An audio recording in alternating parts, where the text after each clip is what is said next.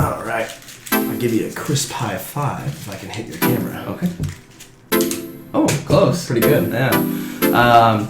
Wow, that was the last one of the year. Yeah.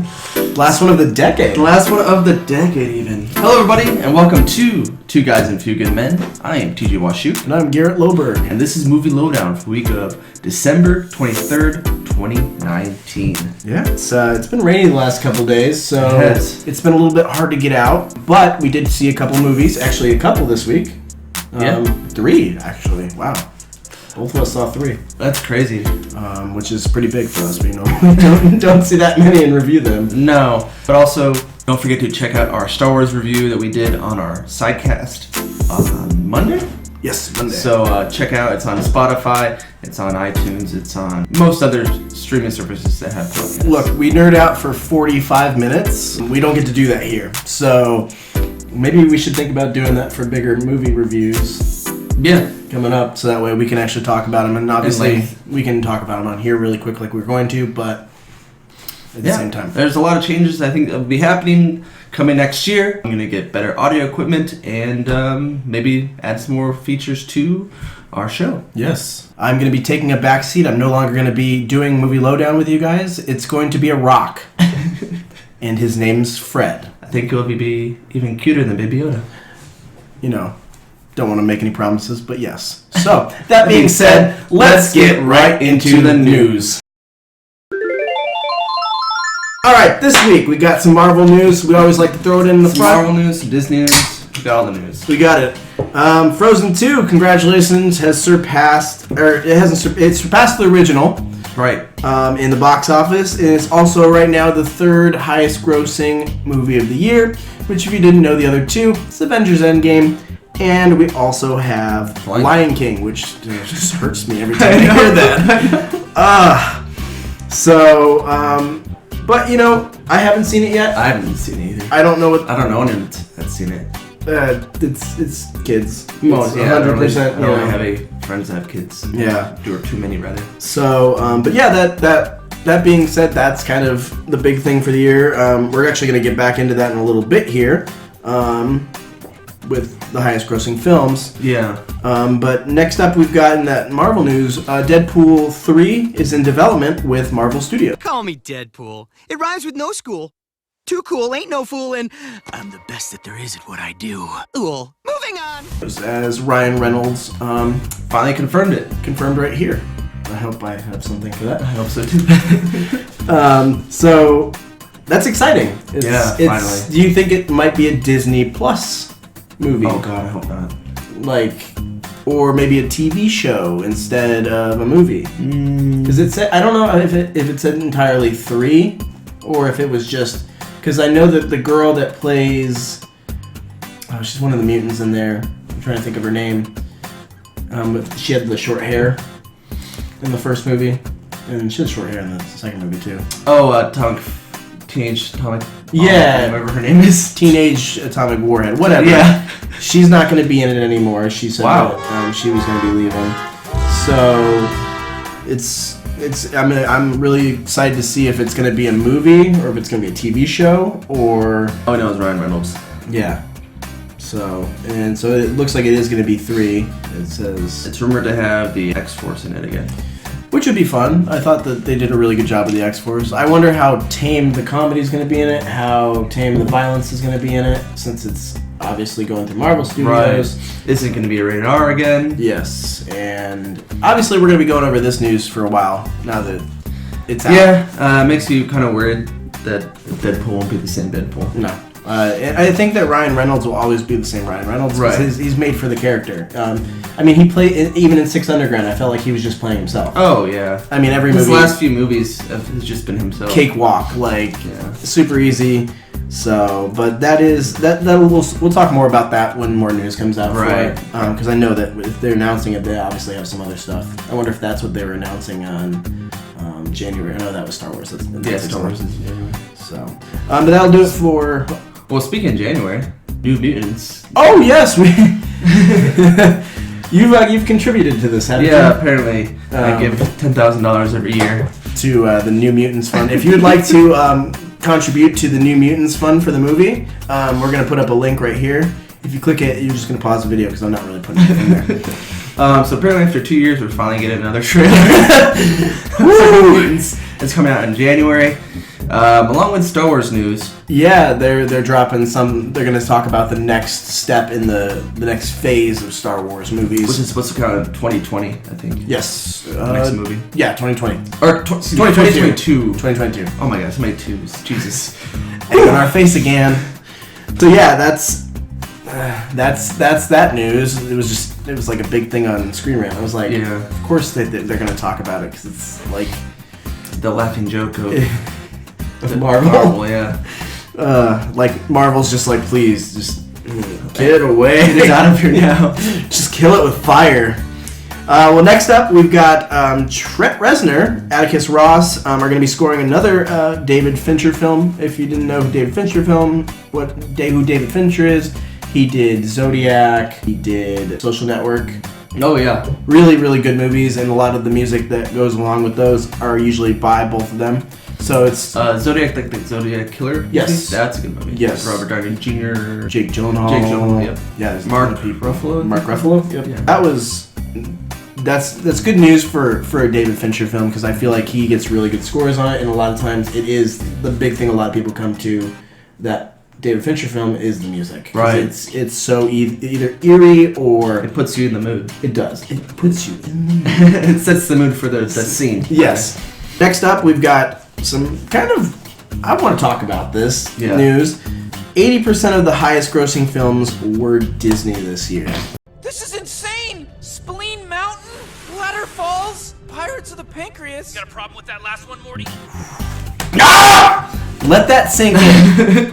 80%. So 20% of the other highest grossing films were either independent or another studio. So we have, first off, Captain Marvel, we have Avengers Endgame, we have The Lion King. Dumbo came out even though it wasn't that successful. It's still, right. You know, or not Dumbo, what am I thinking? Dumbo did come out this year. But it wasn't the highest grossing. Right. It wasn't one of the highest grossing ones. But a lot of the movies that are out there are Disney movies. Frozen 2, Star Wars. So that's a monopoly right there in the terms of like business. Right. And then just a reference, 2016 they were at 50%. 50% of the box office, yeah. That's a huge hike. That's crazy. 80% of the box office is owned by Disney. Yeah. Like, think about it. Like, they could just make movies for the rest of their lives now without, like, I mean, if they have, like, a bomb, like, it's not Well, gonna most hurt of them them. are either reboots or retellings of the story, or just continuings of the franchise, or ending of the franchise, because Endgame was the end of the franchise. Not really the end of the franchise, but you know. It was like the saga. Star Wars, the end of the saga. Even though this Star Wars apparently is doing worse than The Last Jedi in the box office. Yeah. But it has the third highest grossing film for Christmas. Oh, really? Yeah, it surpassed Last Jedi. Did not pass Force Awakens, because Force Awakens made a crap ton of money. Oh, they made so much money. I mean, think about the mystery behind that, which that's gonna happen again in 2022 when they release their next movie, because people are gonna want to see what the new What are they cooking up? But yeah, that's a scary thing. I don't know how I feel about that in the sense that I don't. Like how do the independent companies make money now? Well, and like, is it really gonna be a point where, like, I tagged you in something the other day where it was Disney taking over the world. Yeah. And, all those dates. And it had like a bunch of dates, and it was like Disney buys Fox, and then Disney buys Universal. Disney tries to buy WB, but they say no. Yeah, and then like they have an undercover person. They get busted, and like it's sadly like how I feel like the news is going to keep going is that Disney's just going to have to keep helping out these other companies because they're gonna drown everybody. Mm-hmm. And it's not that people aren't going to see these movies. It's that when you have a summer movie, like, you know, where everyone's off during the summer, right? They're gonna go see the bigger movies, and Disney just knows to put them out. I mean, God forbid they put out movies February. They still make their money. Like, at this point, they can literally release anything, anytime, and they're still gonna easily make a perfectly profit out of I don't think there's been any Disney film this year or the past couple of years that has failed. I can think of. I mean, you guys can put in the comments if there was, but I can't think of one. Nope. Next up, we've got Who Joined That Movie? Well, we already said that he joined this movie. Yes. But now it's kind of confirming his role. Yes. Matrix 4, we got Yahya Abdul-Mateen. Yes. He was in Aquaman. He was Black Manta. He's been in a couple other movies. I want to say his last movie that was really big is joining, and he's going to be a young Morbius. Yeah. So Morpheus. Whoops. So we're going to see some, I guess, prequel-ish Matrix scenes. I guess so. Yeah. There's probably going to go into what the prophecy was and like all the strings that were attached to it. I'm guessing they're gonna. I don't know. They're going to talk about how it was put together, or I don't know. I'd love to see them explain the Matrix a lot more, and without being like why it started. Yeah. So, and then also we've got Zachary Levi, Jodie Foster, and Benedict Cumberbatch in a drama called Prisoner 760. And this is what? Prisoner 760? Prisoner 760. This is about a detainee at the U.S. military's Guantanamo Bay detention center is held without charges for over a decade and seeks help from a defense attorney for his release. Oh, I'm guessing that the defense attorney is going to be Benedict Cumberbatch. Probably. Yeah. And Tahar Rahim is probably going to be the prisoner because he looks Middle Eastern. Yep. This is being directed by Kevin MacDonald. He's worked on The Last King of Scotland. Not too much I've seen here. Marley, I didn't see that one. The Eagle, I heard that movie sucked. The Eagle, that was with the Channing Tatum. Oh, yeah. The Roman movie. It might be good. We don't know. Wait till the trailer drops. Yeah, we'll see. So, but that'll do it for our news this week. Let's get into those reviews this week. Let's get into the review. Because... what do you want to start with? We'll start with The Last Jedi? Or the Rise of Skywalker? Really we already did the review. Oh, I know. We can just give our real quick. Oh, okay. Long have I waited. And now you're coming together. So, Rise of Skywalker... Honestly, in a nutshell, finishes off the franchise. Does it in kind of, in my opinion, a Sopranos kind of way. Some people didn't like it, some people did. Me, personally, I really don't care because I guess we're not going to see these characters ever again. And if there was any send-off, it was just everyone went around their ways and they're leaving the Jedi. Towards the end when, spoiler... Rey's hearing the voices of all the different people. You pretty much hear all the different Jedis that has ever been in Star Wars movie or show. I will say that Samuel L. Jackson didn't say motherfucker in his. Yes. So. Cause I'm a bad motherfucker. That was minus 10 points. But they have the girl that is Anakin's apprentice. She's in it. Oh, Ascot, whatever her name is. Yeah. Ascot. But the funny thing is, they never explain to her or talk about her in the movies. It's only in the TV shows, like Clone Wars and Rebels. They were saying that she might not be dead, even though that she heard her voice. Yeah, because she's never been killed on screen yet. Well, I mean, it's also like a cartoon show, so I feel like a lot of times they kind of bypass that stuff just to not talk about it. Like she probably died of old age. Oh yeah, like easily died of old age. Yeah, well, she was like a kid though during the Clone Wars. So she would probably be like, I don't know, Princess. No, she would be older than Princess Leia. Yeah. So I don't know, but in my opinion, on the movie, 65% is probably my standing point of how much I liked it. Yeah, with everything. I'm in the same consensus. I mean, there's some parts I really liked, but a lot of parts I didn't like at all. Yep. There's some parts that seemed like it was very. Not well thought out, but I'm sure it definitely was well thought out. But to me as a viewer, it seemed like it was just thrown at the wall. Yeah, correct. So, next up, we'll get into one that just came out. I made a crazy risk to gamble. and it's about to pay off.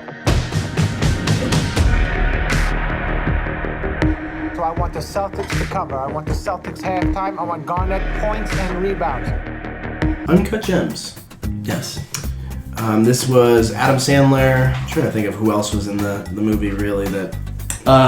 Idina Menzel. Here to perform the Oscar-nominated, gorgeously empowering song, Let It Go, from the Oscar-winning animated movie Frozen, please welcome the wickedly talented one and only Adele Dazeem. Idina Menzel, the voice of Frozen. Oh, that's right. Yeah. Oh, yeah. She was in it. I don't know. Kevin Garnett. Kevin Garnett, yeah. And then the guy from... what's his name? We should know this by now. He's been in a few movies lately. This was an intense movie. This was an A24 The Weeknd was in it? Yep, The Weeknd. Lakeith Stanfield. Yes. He's actually one of my favorite actors right now. Right. He's on the high list of that. So, this movie, like, I love it. It was really intense. It was very intense. The one thing I told you about, was the A24 films, like, no matter what you feel about the movie, you walk out of that movie feeling something. Like, either, like, happy, or intense, or, like, upset. I feel like there's been a couple of movies we've seen that were like, what the what? Or like The Lighthouse. A mind. Yes. So A24, I will say, is the most effective at making you feel. That being said, I didn't like this movie because it was too intense for me.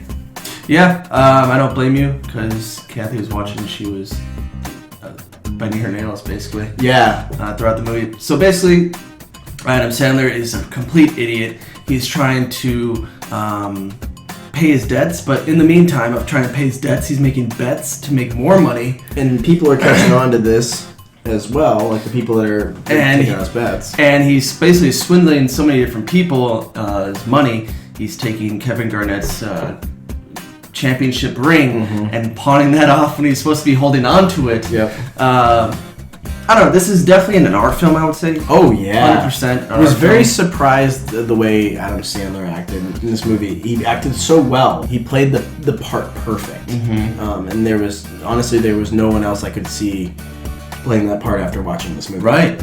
So, hats off to you, Adam Sandler. You did a really good job in this. Last time I saw you do a serious role was in Reign Over Me, which was a really great film. This film is not for everybody, but I still liked it just for the sake of it causing an emotion for me.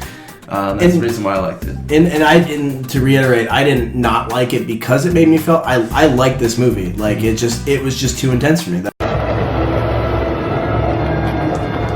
What's gonna happen next? Like his luck just keeps getting worse and worse and worse, and it's like, you know, he ends up making it big at one point, and then they end up taking it right away from him, and there's just, you know, there's a lot of ups and downs. So it wasn't bad. When I say I don't like it, I don't mean like it was a bad movie. It could easily be on one of my top 10 list, but it was just, yeah, you just weren't feeling it. Wasn't feeling it.